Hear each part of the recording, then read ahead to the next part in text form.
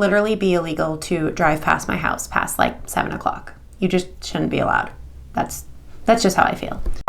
Hi guys, it's Ariana. Welcome back to my channel. So for tonight's video, we're going to be reading some more scary stories. So again, my little disclosure, sorry if you hear the cars, sorry if you hear the crows, sorry if you hear any loud noises in the background. I live on a main road and it's 9:30 at night and they're still going by. I hate living here. As per usual, I have my Wicked candle in here, not lit just because it's strong enough on its own that I don't need it lit. It smells like caramel apple. It's from the brand Ray Dunn, so if you can find it at HomeSense, it's an awesome candle. I just really like the Wicked little hat on it. I think it's really cute. So I've had a couple people ask me in the comments where I got my candle, and it's at HomeSense or TJ Maxx or whatever the store is called in your country. Here it's HomeSense. We don't have TJ Maxx, so that's where I got that. I'm gonna just jump on into it because a couple people have told me I rant and ramble a little bit too much in my intros and that I should probably save that for the end, but I just talk a lot. So if you don't like that, just skip forward on the video. But without further ado, I'm going to take their advice, I guess, and we're just gonna jump on into the video because it's really hot in here. I cannot wait for fucking winter. I hate the summer. It's awful. So the first story that I'm gonna read is from the no sleep section, and it is from the Reddit user, Mr. Frontenac. The story starts off with, when I was a kid, my mom used to play with the lights. Even though I was just a little kid, I still found it unsettling. It was always at night, always when I should have been sleeping. Many nights, if I opened my door a crack and looked out into the living room, there she would be. She'd stand facing the window with her back to me and her hand on the light switch. Up, down, up, down, up, down. Sometimes, there were pauses that made it seem like it was some sort of pattern. Other times, my mom would simply flip the light switch wildly with a madness in her eyes, a madness I'd watch reflected in the glass. She caught me watching her once. I remember it vividly. She turned and smiled warmly. Honey, you should be sleeping. She bent and ran her fingers through my hair. It's okay. Go back to bed, sweetheart. But I knew that whatever it was far from okay. I was an only child, and it was just the three of us. My mom and dad moved a lot when I was growing up, but this slowed down around the time I turned 9. That's when my mom got her own special room. When dad stapled dark, squishy styrofoam to the walls of a square bedroom, we moved to some dizzily high apartment building, 30 stories up or more. Looking back, the walls were water-stained and roaches ran when you turned the lights on. But to a 9-year-old me, it was a place where the ears popped in the elevator. I mostly remember my mother as being sweet, while I always remember my father as a silent, furious man. It was as if he held his entire body white-knuckled. Teeth and muscles alike were held so tight. I wouldn't be surprised to hear them crack or tear. There were a lot of things that stressed Dad out. One of them was Uncle Damien. He'd only come when Dad wasn't home, and he and Mom would whisper at the kitchen table. A couple times, Dad had found out that Damien had been over. He got somehow even madder than his resting rage and tore into my mother with a fury. Then there was the murder. I blamed myself for a long time. The signs were there, but as you'll come to see, what was a kid to do? My mom was black and blue, but still, she looked out into the neighborhood below and flipped the light switch frantically. The police station smelled of brewing coffee and the musk of wet human. My nostrils flared as I folded my umbrella and stomped my boots on the back entrance mat. Luckily, I didn't have to wait. As soon as I said my name at the counter, a detective ushered me around the corner and into a well-lit office. He shut the door and we both sat. I've got it right here, he said as he pushed over a pink journal. There was a brass clasp where it looked like a lock had been sewn away. Rachel McCann's diary. I reached towards the notepad, but paused. May I? He nodded. Go to where it's dog-eared. That's where this all starts. I did as he said, and I read. March 24th, 2008. Someone in the Williams building is flashing their lights at night. I saw them flashing 3 nights ago, and again tonight. I told Daddy, but he didn't see it. He missed it. He says it's probably just a kid like me messing around, but I don't think so. 10:12. Both times I've checked the time when the lights were flashing, it was 10:12. If there are 1,400 minutes in a day, the odds of that happening twice are 1 in 1,400, or something like that. Daddy thinks it's just a coincidence, but he hasn't even seen them flash. March 25th, 2008. They're flashing right now, as I write this. The Williams building tower over our house, but I can still see someone standing in front of the window as they flash the lights. It's 10:30, and the flashing has stopped. It didn't start at 10:12 tonight, so maybe Daddy is right, but I don't think it's a kid. The person I saw looked like a grown-up. Daddy said the flashing could be some kind of code, like Morse code. He's not curious about the flashing like I am. But he said he'd still teach me to understand the code. March 29th, 2008. Morse code is not that hard. The dots are when the lights flash, and when they stay on for a pause, that's a dash.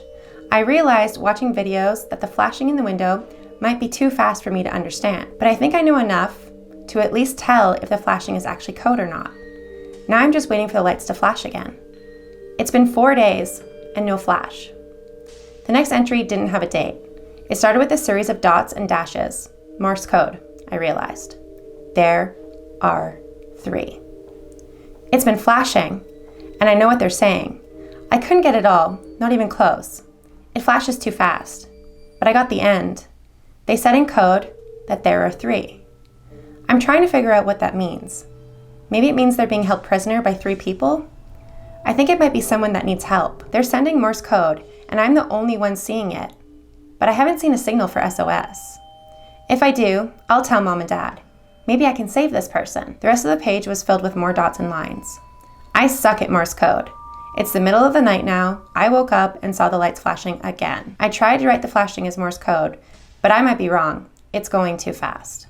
The words are, the writing stopped and continued on the line below. I'm not a scaredy cat, but it's late and something is wrong. I heard a shout downstairs. I can't bring myself to leave my room. I'm hiding under my bed like a little girl. I can still see from here. The lights are flashing slower. The message is repeating. There are more dots and dashes. The ink was smudged as if Rachel had been writing furiously. This can't be right. The flashing lights, they're not in trouble. They're talking about me. She's under the bed. That has to be about me. The lights aren't flashing anymore. The person at the window, they're staring at me now. They must have had a pause before a last sentence was written. The words were separated from the rest of the text. Small and written slightly sideways, it read, "That's not Daddy's voice." I leaned back and shivered. The detective spun the journal on the desk, so it faced him. We interviewed the occupants of every south-facing apartment in the Williams Tower, but we found no leads. You're saying your mother would frequently flash the lights? I ignored him, lost in my own head. What happened to the girl? I asked. The detective frowned. You don't know? I mean, I do. She was found killed the morning after this was written, her parents too. But how did she die? The detective raised his eyebrows, scratched his cheek with his thumb. The parents' throats were torn open. The coroner said the cuts were so dull, it was like an animal had done it. And the girl, her nose and mouth were sewn shut. She suffocated. And some of her skin was sewn too, like surgical scars. We believe that whoever killed the McCann family was getting assistance from the person that was signaling with the light. The south-facing apartments of the tower have an excellent view of the house. Can you tell me where your mother is now? I could never remember Uncle Damien's face. My mom turned off the lights when he visited. But when I heard the detective say Rachel's skin was sewn, an image shuttled back into my mind. I saw Damien's mouth closed, with the black slit of a sewing thread. His clothes were made of an ugly beige leather, like skin stitched together. He would do her bidding. My dad told me drunk one night, when I was only a kid, that thing that comes and sees your mother when I'm away, that's not your uncle. It's a demon. I locked her away, and still, she uses the lights to talk with it. Hello? The detective said. Anybody home? I shook with a start. Sorry. I stood abruptly, leaving. This is still a murder investigation. You have to tell me about your mother. You should know, detective. She's dead, I said, and practically ran out of the room. That night, I stood in my kitchen and poured a drink with a shaking hand. A pen and a single sheet of college-ruled paper sat on the counter. I didn't know what to make of it all. In my early teens, the newlyweds down the block were found murdered. My parents and I were moving across the country again. My father was screaming at my mother, asking her what she'd done. I remember my dad pulling into a gas station. His face was bleeding from where my mother scratched him. He reached across the tiny back seat, opened my door from the inside, and pushed me out. With tears in his eyes, he looked at me and told me he loved me. Then he stomped the gas pedal. The car was a dot in the distance when I saw it swerve into the oncoming lane. When I caught up with the car, I could see the black shadows of my parents' bodies still burning in their seats. Maybe my mother hit the wheel, but really, I know my dad took things into his own hands to keep her from hurting anyone else. I had put these demons in the past, buried them. But what led me to the police station and down memory lane in the first place was what I saw now, what I've seen the last 3 nights in a row. Out the window, in an apartment building a few blocks down, lights are flashing in a single window. A man has been walking down the dark street below, his mouth in a tight line. I swear, I can see the sewing thread from here. I know who it is.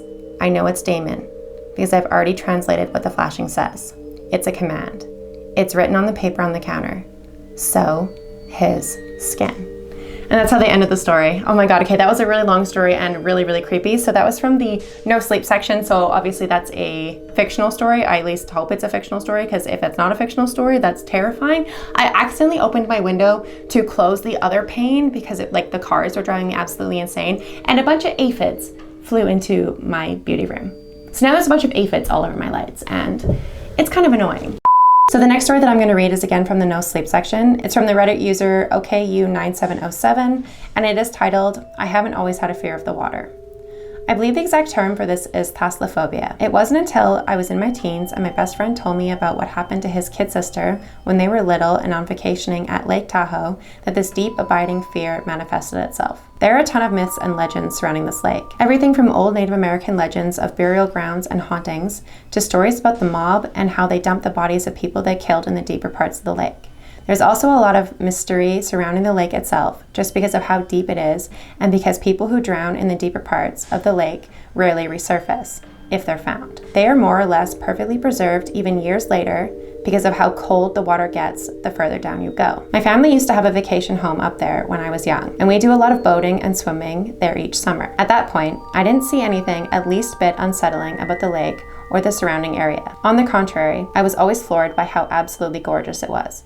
My favorite thing about it was how clear the blue water was. When I'd go swimming, one of my favorite things was to wear goggles and peer down below to see the vast empty blue void extending down and around me for as far as I could see. I could see how this might bother some people, and maybe if younger me had known more about some of the myths and legends I mentioned earlier, specifically about my friend's experience, I'd have been scared then.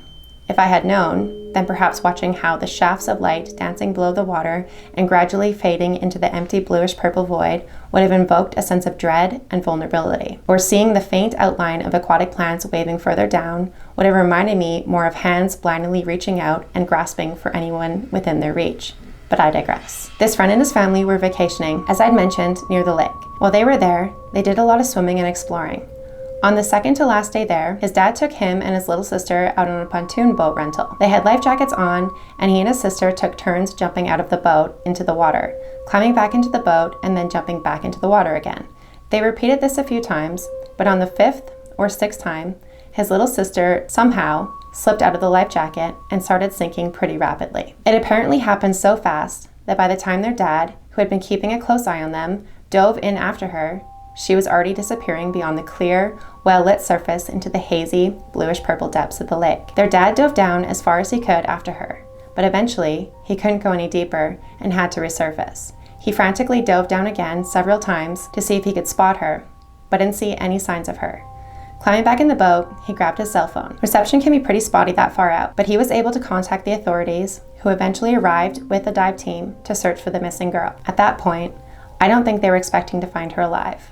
Their main goal at that point was probably just to retrieve the body. Their hour-long search extended into the evening by the time they had to call it off.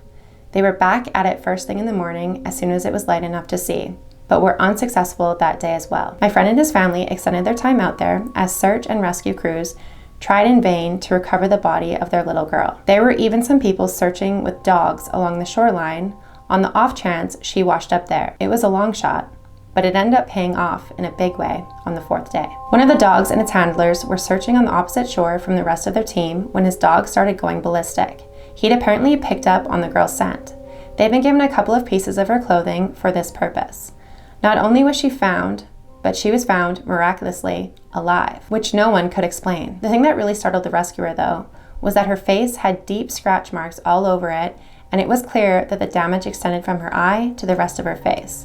It was so bad that she was left blind, but there was no other scratches on any other part of her small body. Later, when the police were trying to figure out how she had survived and how she had gotten the scratches around her face and eyes, they piled her with questions. She was 5 or 6 at the time, so her answers weren't all that helpful. Based on what little she was able to articulate, she and her brother had been jumping off the boat to see who could make the biggest splash when she slipped out of her life jacket.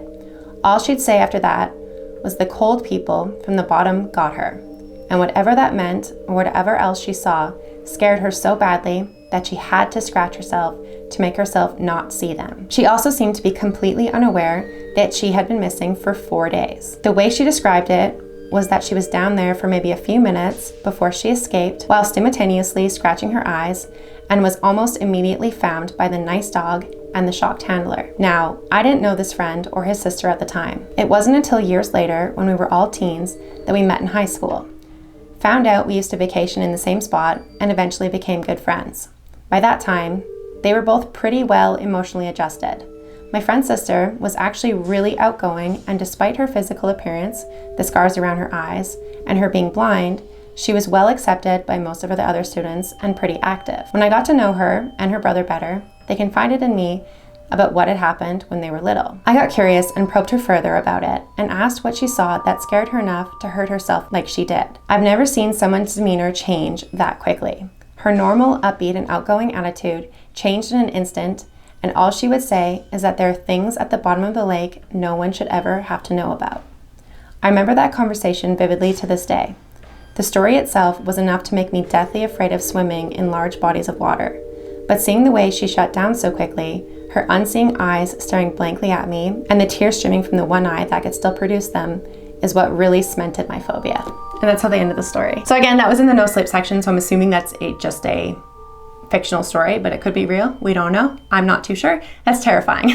So thank you so much to the authors that allowed me to read both their stories. This is where I'm going to stop the video tonight because it is really, really, really hot in here. There's bugs everywhere now because I'm a dumbass for opening that window, and I'm just really warm. Once I stand up, my butt is probably going to be imprinted into my chair because my chair's velvet. So it's very warm in here.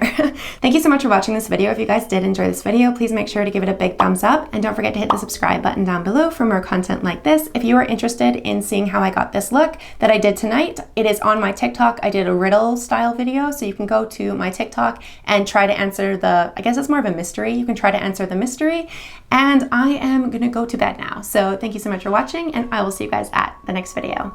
Bye.